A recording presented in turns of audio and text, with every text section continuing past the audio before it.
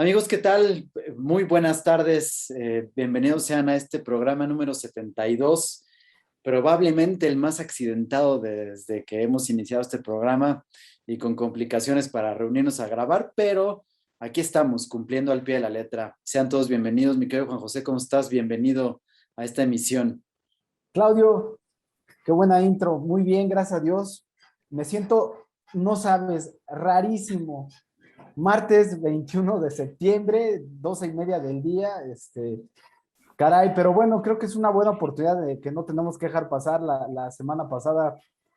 Más bien, el fin de semana estuvo muy ajetreado con algo que no debería ser muy relevante para nosotros como mexicanos, pero que nos dejó un sinfín de cosas que platicar, amigo.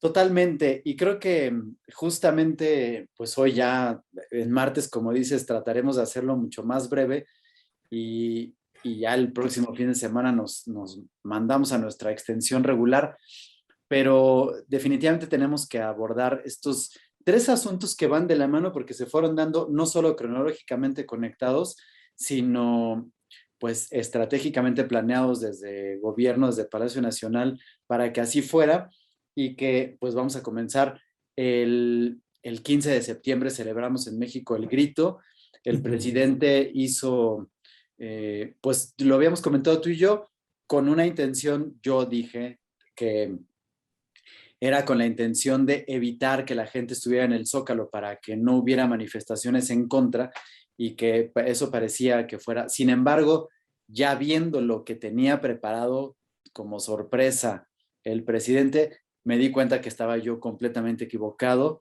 y la razón por la que no tuvo a la gente fue para poder hacer una estrategia de comunicación y de adoctrinamiento preciosamente orquestado, maravillosamente planeado, mal en el contenido, creo, y pues obviamente me parece también, aunque estuvo impecable en esta parte de adoctrinamiento, que ahora lo comentamos, creo que pues en una mala estrategia porque el presidente que ofreció el primer día de su triunfo, que se iba a convertir en el mejor presidente de la historia de México y quería pasar a la historia como eso, como el mejor presidente, al no estarlo logrando, ahora recurrió a la mala, a querer meter en un asunto de adoctrinamiento en la mente, en la visión, en el imaginario colectivo, lo que hizo, ahora lo platicamos si quieres, al otro día en el discurso antes del desfile, cosa que el presidente no hacía regularmente, por lo menos desde la época de López Portillo,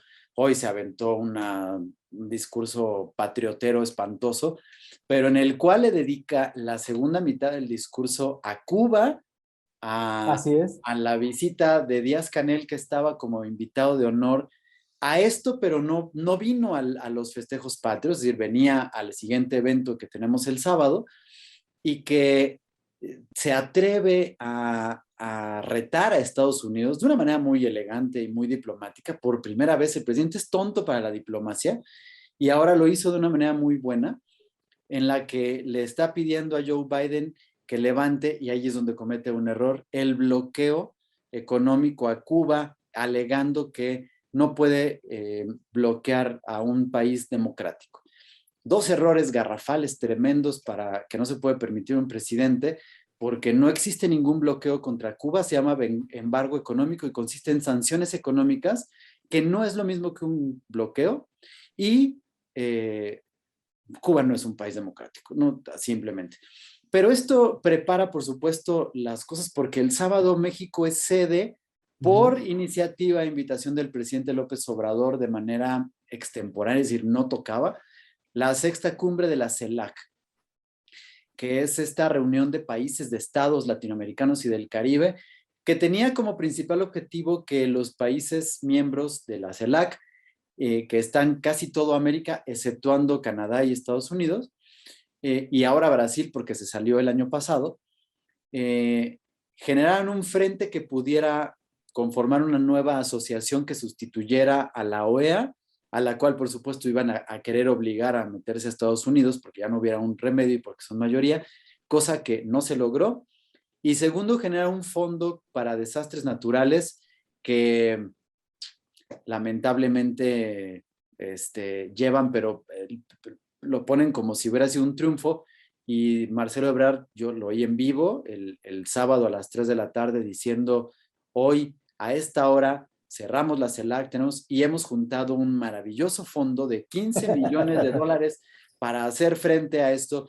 Con eso, finalmente lo que quieren es deslindarse de la protección y del amparo y del cobijo y del financiamiento de Estados Unidos, lo cual, bueno, 15 millones de dólares, no sé, amigo, hay casas en León, Guanajuato, aquí en Tecamachalco, en Bosque de las Lomas, que cuestan más que lo que juntó el Fondo de Desastres, pero bueno, y creo que esas son situaciones que están marcando y que hay que comentar por lo que sucedió dentro de la cumbre y en estos espacios. Y si quieres, nos arrancamos con eso, te cedo la palabra y vámonos tendidos, porque el tiempo es nuestro verdugo hoy. Te me congelaste, mi querido José. En este momento, la ley de Murphy no nos falla. Ok, no, yo creo que de entrada, pues ya.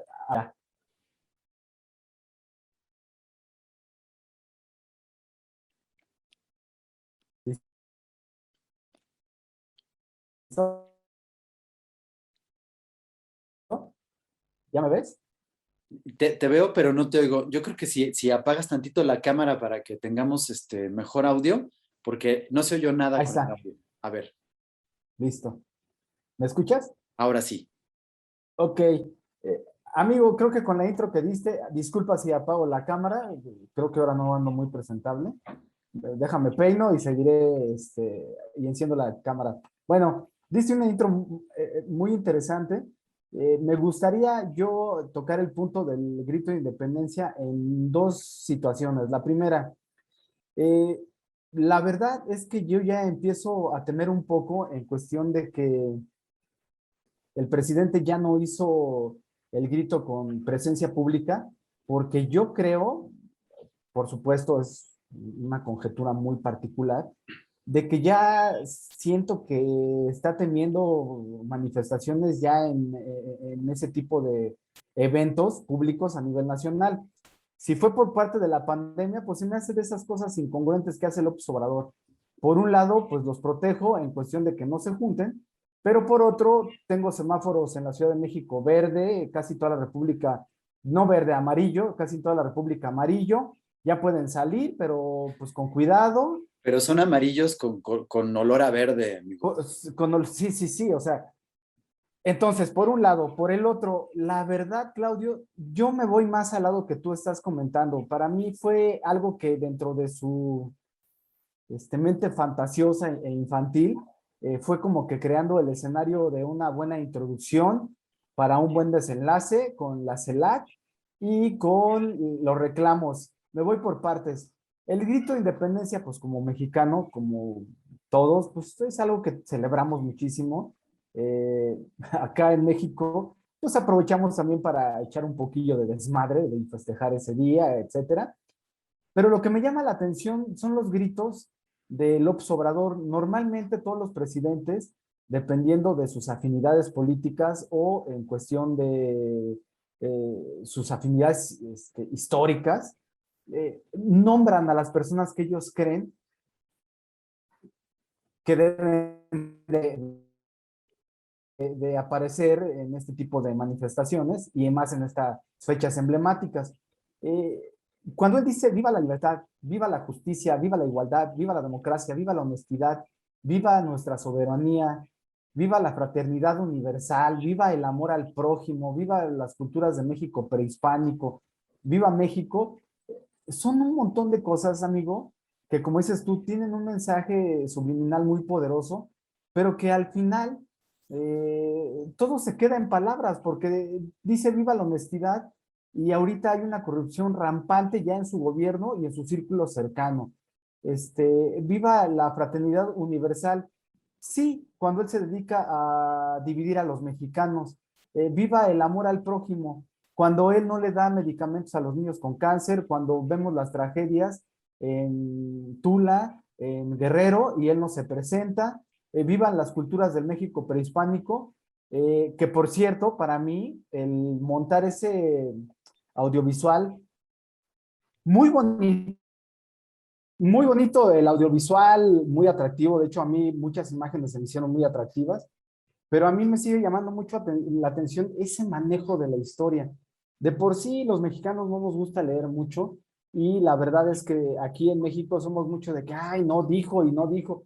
Pero ese arengar contra los españoles, ese enlazar nuestros orígenes prehispánicos, yo lo veo bien, pero no de la manera como lo maneja López Obrador. La verdad es que él sigue esa política de divide y vencerás. Para mí, el pelearte con tu historia, Claudio, es como si yo me peleara quién fue mi abuelo y mi bisabuelo. No resuelvo nada, absolutamente nada. Y él sigue enganchado en esa parte. Y como bien dices tú, y lo comenté hace un momento, para mí era como que la introducción muy bonita para seguir el festejo de la CELAC. La CELAC, ahí yo quisiera hacer una observación desde mi punto de vista, porque al final nos demuestra, pues también quién es López Obrador. Él, quisiera yo pensar que al realizar la CELAC en México, pues era como que tomar el liderazgo de la situación, abanderarse junto con Cuba y Venezuela, que tampoco yo entiendo por qué sí lo entiendo por las afinidades que tiene él personales, pero no lo entiendo como soberano nacional ni como presidente, porque por un lado tenemos que respetar y nosotros, si nuestra política exterior no ha cambiado al día de hoy, pues somos un país que no nos gusta meternos en problemas de otro índole. Somos muy cautelosos en manejar las declaraciones a otros países, pero el que en la ceremonia, el que estuviera en primer plano fuera el presidente de Cuba, y que en la parte trasera, como dicen allá en el Estadio Azteca o en los Toros, allá en Gallola, hasta atrás, está el que está representando a los Estados Unidos en México, el embajador. Y los mensajes, para mí, la CELAC fue el retrato vivo de que, pues, López Obrador no pesa en la zona, López Obrador no pesa como persona, López Obrador es un presidente chiquito que no sale. De hecho, tú dime qué giras extranjeras ha hecho, como lo hacían todos los presidentes para generar o para generar confianza y traer inversión a México. Pero el punto aquí a donde yo voy es que las primeras cachetadas que le dieron, pues fueron los presidentes de Uruguay y de Paraguay. Los diálogos los debes de tener tú presentes y o por ahí grabados, pero básicamente dijeron que pues ellos asistían, en otras palabras, por la educación, por la cercanía de la región, pero pues que aprovechaban para no reconocer ni a Maduro, que es el presidente de Venezuela, ni al presidente de Cuba. ¿Por qué? Pues porque en ambos países, en palabras, defienden la democracia, defienden los derechos humanos, pero en la acción, pues no se lleva a cabo eso. Entonces, yo terminando con estos dos puntos y yéndonos en esta nueva tesitura de Fast Track, en este programa intermedio, yo creo que lo que tenía planeado muy cuidadosamente López Obrador, por un lado, no le salió como quería. Y por el otro, en el lado político interno mexicano, creo que su tirada ya es exponer, gastar a este Marcelo Ebrard, porque realmente, pues él es el que organizó todo, él es el que llevó la batuta de los eventos, pero al final, en la mente de López Obrador, que es muy calenturienta y febrícula, él a decir, bueno, quien quedó mal fue Marcelo Ebrard, que desde mi punto de vista, amigo, pues quien sigue quedando mal es López Obrador, pero aquí, pues obviamente, este es el punto de vista de alguien que ve la política de una manera, o trata de verla de una manera apartidista. Yo lo he dicho muchas veces, voté por López Obrador, eh, creía en el cambio, pero lo que estoy viendo es un personaje muy diferente, el López Obrador de candidato de oposición al López Obrador de presidente. Creo que está cometiendo las mismas pifias que cometió el PRI de los años 70, amigos. Yo, Juanjo, nada más para ahondar, creo que tengo que hacer un análisis desde el punto de vista de comunicador que soy.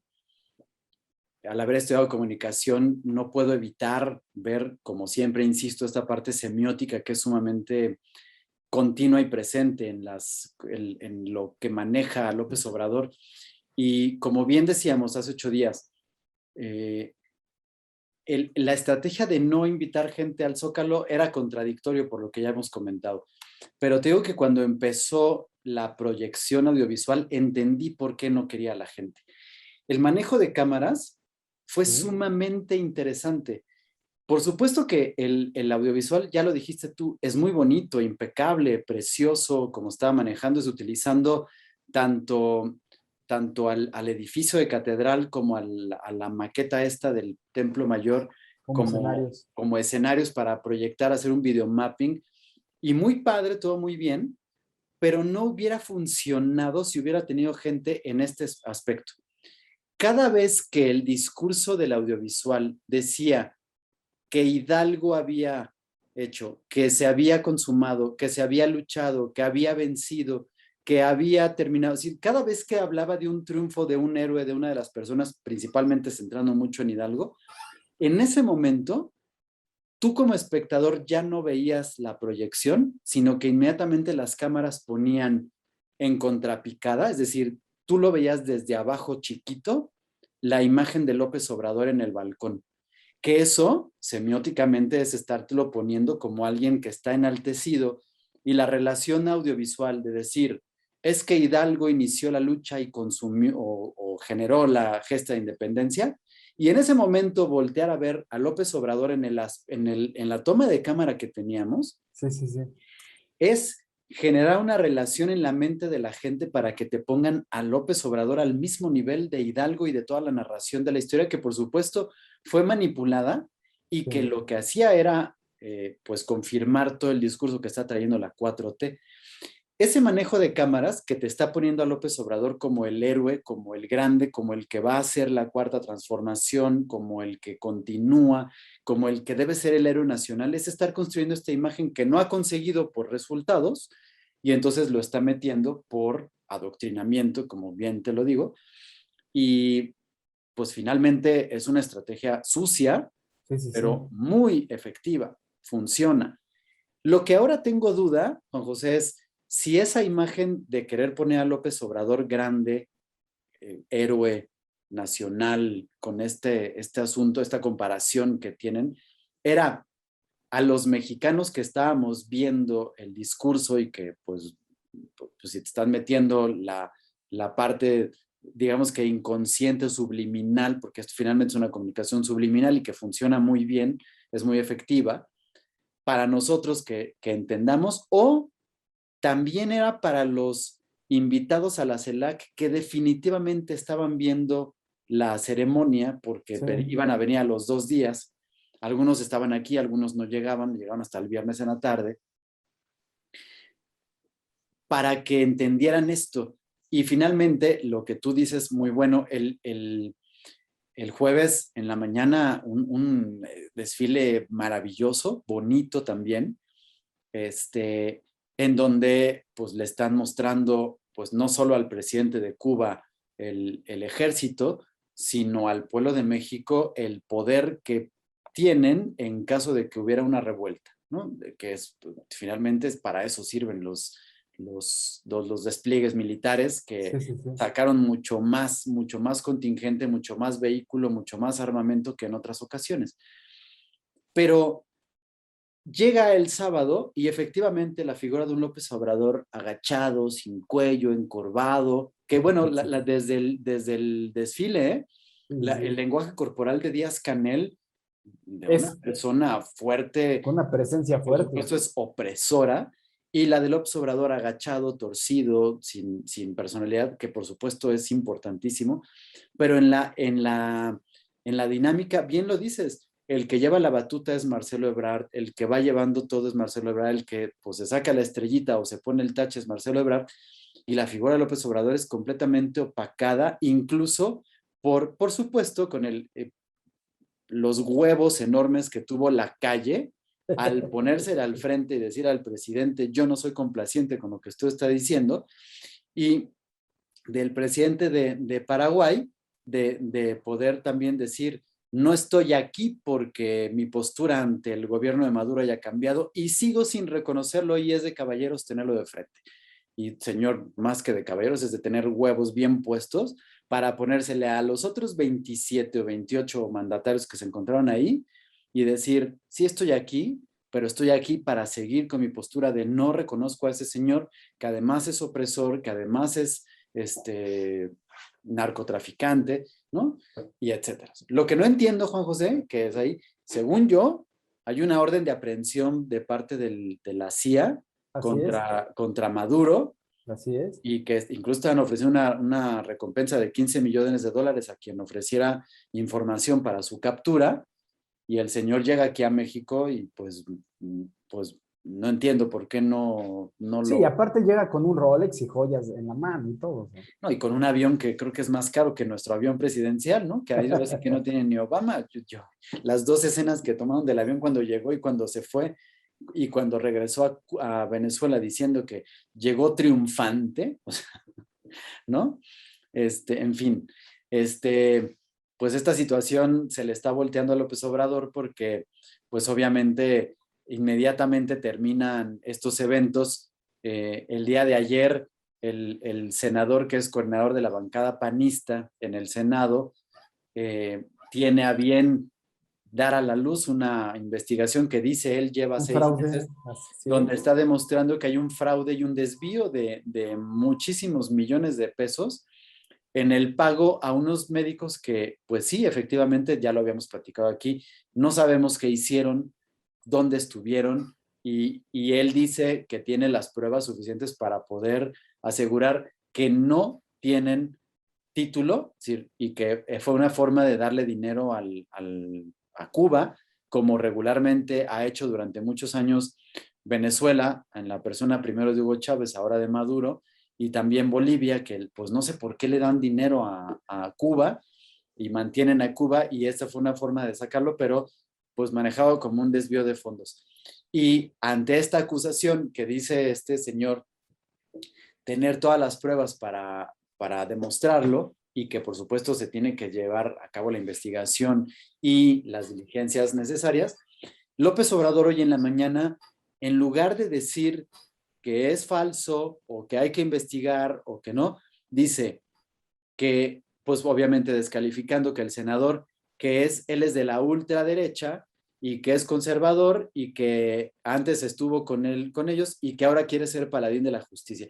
Pero nunca dijo que no era cierto lo que estaba diciendo. Es decir, tratando de descalificar, evadió, pero nunca enfrentó ni dijo que las cosas podían ser o no. Entonces, ahí me llama la atención porque, pues, López Obrador dicen estas cosas con el silencio, el que calla Otorga, otorga, ¿no? claro. Entonces, pues estaba diciendo.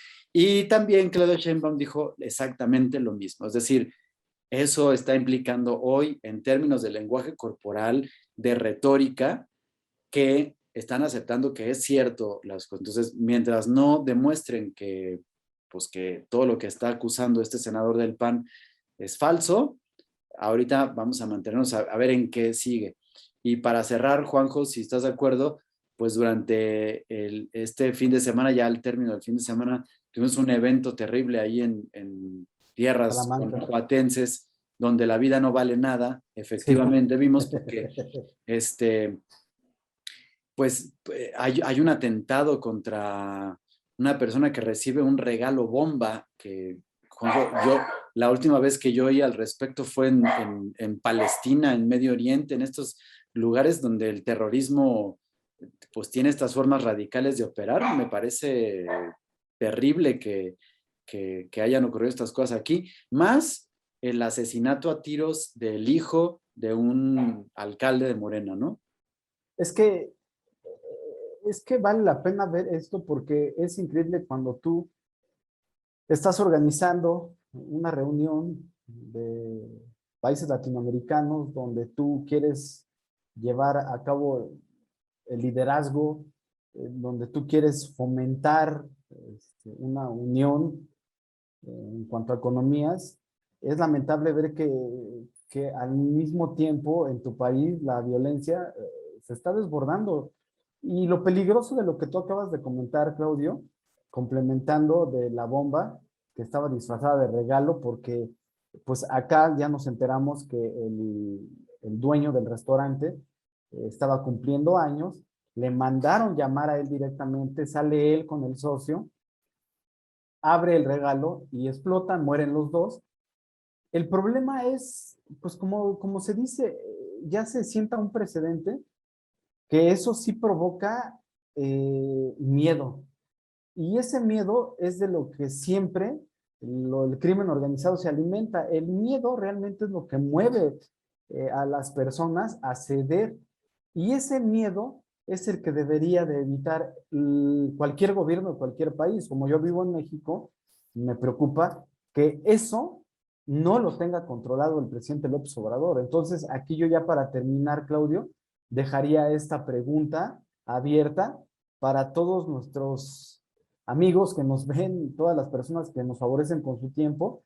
Dejaría esta pregunta, Claudio. A 3 años, ¿la estrategia de abrazos y balazos realmente está funcionando en, en el crimen organizado? ¿Cómo podemos, de alguna manera, procesar eh, civilmente o penalmente a un periodista que en la mañanera hace preguntas incómodas al presidente?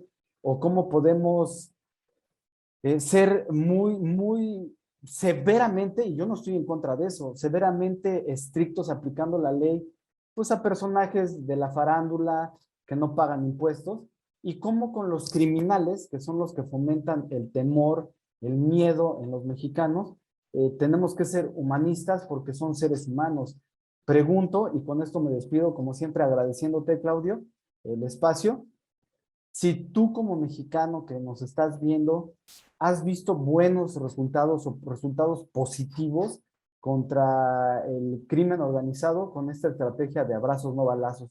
Y con eso me despido, Claudio, y nos vemos, primeramente Dios, el fin de semana. A ver, espero que sí, Juanjo. Pues sí, solamente este asunto de hay que ser lo suficientemente críticos, de verdad, entender si, pues si antes el PRI recurría a generar chivos expiatorios capturando grandes personas que generaban un escándalo terrible para distraer de lo que realmente estaba ocurriendo, y este gobierno, esta 4T, ofreció ser distinto. Hay que ser lo suficientemente críticos como para entender que, pues efectivamente, teniendo al hijo del Chapo, a Ovidio, y por supuesto a la cantidad de criminales que se encuentran ahí, pero pensando en, por ejemplo, en un Emilio Lozoya que pues nadie ha visto, y en cambio, o en lugar de estoy girando órdenes de aprehensión contra Laura Bozzo, contra Inés Gómez Montt y contra Gloria Trevi el día de ayer, tratando de distraer la atención y creyendo, o más bien intentando hacerle creer a la gente que se está haciendo justicia y combatiendo a la corrupción, porque estas personas que son importantes, y porque están echando nuevamente la culpa. Ellos se enriquecieron gracias a que lo hicieron en el periodo neoliberal, ¿no? Con Sí, los sí, sí. conservadores. Sí, sí. Pero nunca, o sea, no sabemos que haya sido al amparo ni a la sombra de ninguno de ellos. En cuyo caso, entonces, tenemos que ver las pruebas y tenemos que ver las acusaciones y tenemos que ver esto. Es decir, no podemos seguir creyendo que nos digan, es que cancelamos el aeropuerto porque hay corrupción, pero no tenemos ningún acusado de corrupción. Ah, pero la señora cantante desvió $400 millones y hay que ver ahí qué es un desvío de ese dinero y qué es la evasión de impuestos de ese dinero, porque son cosas Así es, completamente distintas. Y claro que una es mala como la otra, pero no es lo mismo desviar dinero que no pagar impuestos, así es. ¿no? Y una cosa te puede convertir en un criminal muy malo y la otra en un muy mal administrador. Y a lo mejor lo puedes hacer con alevosía, pero no se compara con un desvío de fondos, definitivamente, o lavado Así de es. dinero. Uf, Entonces, ahí solamente hay que precisar y que tengamos que ser muy críticos y no dejarnos llevar con estas prácticas que regresan a los años 70 del PRI, por el que se supone este presidente está luchando, ¿no? así Bueno, en es. contra de lo que está luchando. En fin, Así es. Juanjo, nos vemos el próximo fin de semana y nos extendemos lo que normalmente hacemos. Amigos, muchísimas gracias por acompañarnos y hasta la próxima. Hasta la próxima.